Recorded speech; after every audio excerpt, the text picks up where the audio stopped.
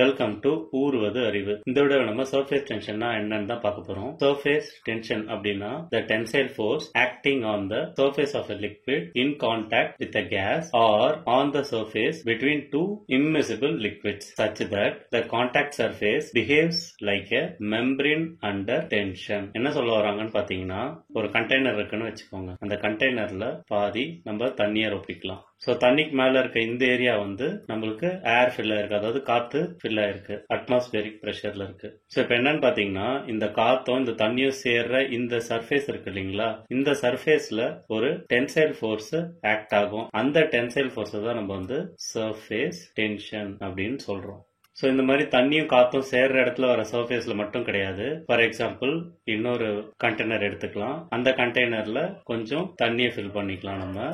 அடுத்தது கொஞ்சம் நம்ம கெரோசினை ஃபில் பண்ணிக்கலாம். இந்த தண்ணியும் கெரோசின் எப்படின்னு பாத்தீங்கன்னா மிக்ஸ் ஆகாது, தனித்தனியாவே இருக்கும். அதுவே பாலும் தண்ணி எடுத்தீங்கன்னா மிக்ஸ் ஆயிடும். ஸோ இது வந்து இம்மிசிபிள் லிக்விட்னு சொல்லுவாங்க.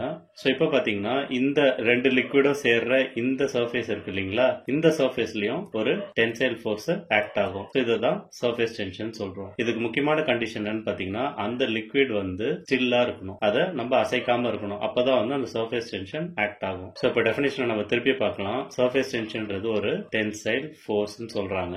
அது வந்து சர்ஃபேஸ் ஆஃப் த லிக்விடுக்கும் கேஸுக்கும் நடுவுல இருக்கும். அப்படி இல்லைன்னா ரெண்டு இம்மிசிபிள் லிக்விடா இருந்தா அந்த இடத்துல சர்ஃபேஸ் டென்ஷன் பினாமினா இருக்கும். அதனால என்ன ஆகும்னு பாத்தீங்கன்னா, அந்த சர்ஃபேஸ் வந்து ஒரு மெம்பரேன் மாதிரி பிஹேவ் பண்ணும். அதாவது ஒரு துணி இருக்கு இல்லைங்களா, சாதாரணமா பார்த்தா கசக்கிற மாதிரி இருக்கும், ஆனா அதுவே இழுத்து பிடிச்சா நம்மளுக்கு ஸ்ட்ராங்கா இருக்கும் இல்லையா, அந்த மாதிரி அந்த லிக்விடோட சர்ஃபேஸ் மாறிடும். எம்கேஎஸ் சிஸ்டத்துல பாத்தீங்கன்னா சர்ஃபேஸ் டென்ஷனோட யூனிட் வந்து kgf per மீட்டர். அதுவே நம்ம எஸ்ஐ யூனிட் ஆஃப் சிஸ்டம்ல பாத்தீங்கன்னா நியூட்டன் பர் மீட்டர். இந்த சர்ஃபேஸ் டென்ஷனோட மேக்னிடியூட் எப்படி இருக்கும்னு பாத்தீங்கன்னா, அதாவது இது வந்து டென்சைல் ஃபோர்ஸ் சொல்லிட்டோம். Tensile force. So the magnitude of force per unit length of the free surface will have the same value as the surface energy per unit area. So mathematically பாத்தீங்கன்னா force per unit lengthம் surface energy per unit areaவும் ஒன்னா இருக்கும்ன்றாங்க. அடுத்தது பாத்தீங்கன்னா phenomenon of surface tension. இந்த surface tension நம்ம எப்படி புரிஞ்சுக்கிறது அப்படின்னு பாத்தீங்கன்னா, இல்ல எதனால இது நடக்குதுன்னு பாத்தீங்கன்னா,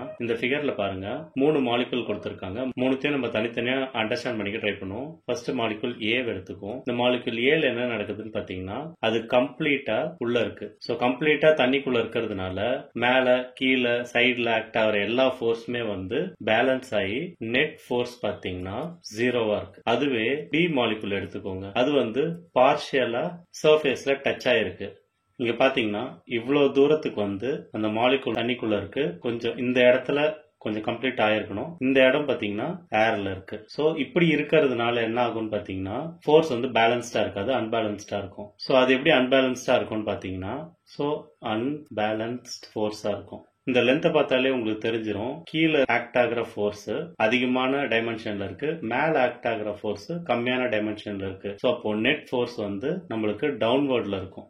அதுவே மாலிகுல் சி நீங்க எடுத்துட்டீங்கன்னா, அது வந்து 50-50 வெளியே இருக்கு, உள்ளவும் இருக்கு. இந்த லென்த் பாத்தீங்கன்னா அது வாட்டர்ல இருக்கு, அதேக்கு ஈக்குவலா ஒரு லென்த் பாத்தீங்கன்னா ஏர்ல இருக்கு. சோ இங்க என்ன நடக்குதுன்னு பாத்தீங்கன்னா, நம்மளுக்கு அப்வர்ட் ஃபோர்ஸ் கிடையாது. ஏர்ல ஃபுல்லாவே கம்ப்ளீட்டா ஏர்ல இருக்குன்னா அப்வர்ட் ஃபோர்ஸ் கிடையாது. இந்த சைட்ல ஆக்ட் ஆகுது, அதுக்கப்புறம் பாத்தீங்கன்னா டவுன்ல ஆக்ட் ஆகுது. சோ இங்க பாத்தீங்கன்னா அன்பேலன்ஸ்ட் டவுன்வர்ட் ஃபோர்ஸ் மட்டும்தான் இருக்கு. சோ இந்த மாதிரி இந்த சர்ஃபேஸ்ல இருக்க எல்லா மாலிகூல்ஸும் பாத்தீங்கன்னா பாதி வெளியே இருக்கு, பாதி உள்ள இருக்கு.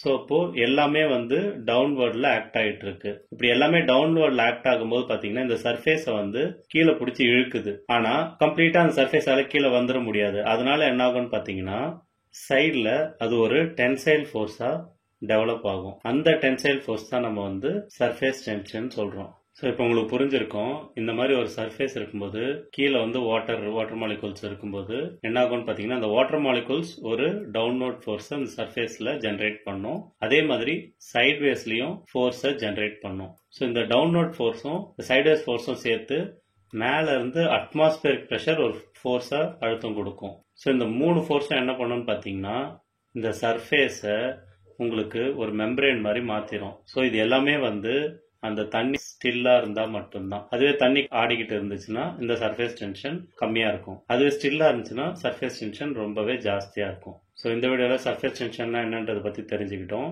உங்களுக்கு யூஸ்ஃபுல்லா இருந்திருக்கும் நம்புறேன். நன்றி.